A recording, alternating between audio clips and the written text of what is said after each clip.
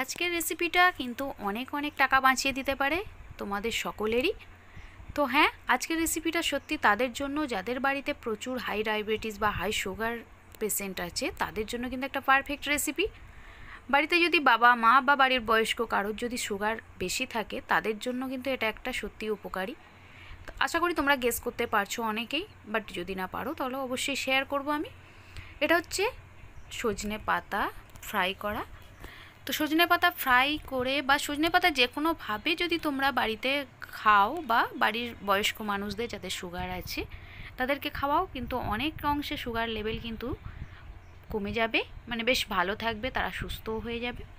তো আজ তারই রেসিপি শেয়ার করব। তো সজনে পাতাগুলো ভালো করে বেছে পরিষ্কার করে জল দিয়ে ধুয়ে নিয়েছি।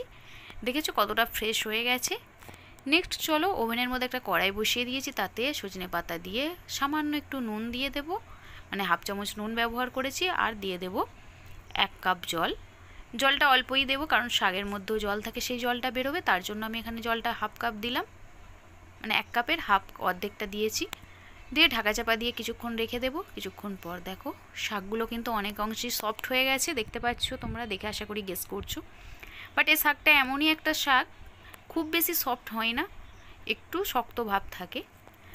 তো এরপর জল থেকে শাকটা ভালো করে ছেঁকে কিছুক্ষণের জন্য রেখে দিলাম জল ঝরার জন্য। ততক্ষণ আমি কড়াইয়ের মধ্যে দেখো একটু সাদা তেল দিয়েছি, মানে তোমরা বাড়িতে রান্নার যে কোনো তেল ব্যবহার করবে। দিয়ে দিয়েছি কিছুটা রসুনের কোয়া, আর দিয়ে দিয়েছি শুকনো লঙ্কা।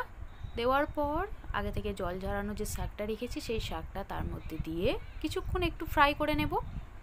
কিছুক্ষণ একটু নাড়াচাড়া করলে দেখবে অনেকটাই কিন্তু আরও সফট হয়ে যায়।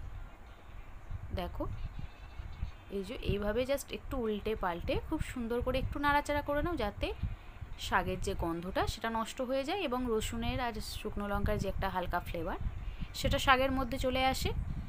নেক্সট 2-4 মিনিট এইভাবে নাড়াচাড়া করে প্লেট আউট করে নাও। প্লেট আউট করে নেওয়ার পর একটু ঠান্ডা হওয়ার জন্য রেখে দেব।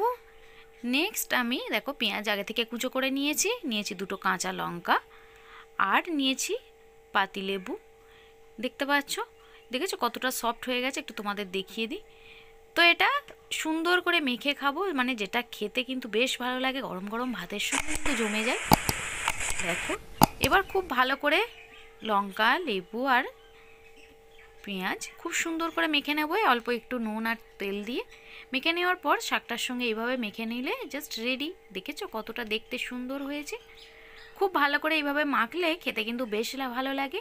বাড়িতে যারা শুধু এই শাকটা ফ্রাই খেতে চায় না, তাদের জন্য কিন্তু ফ্রাই করার পর এইভাবে লঙ্কা পেঁয়াজ দিয়ে মেখে দিতে পারো। এবার একটা সত্যি কথা বলো তো, এটা কি সুগার পেশেন্টদের জন্য খুব ভালো একটা রেসিপি হলো না?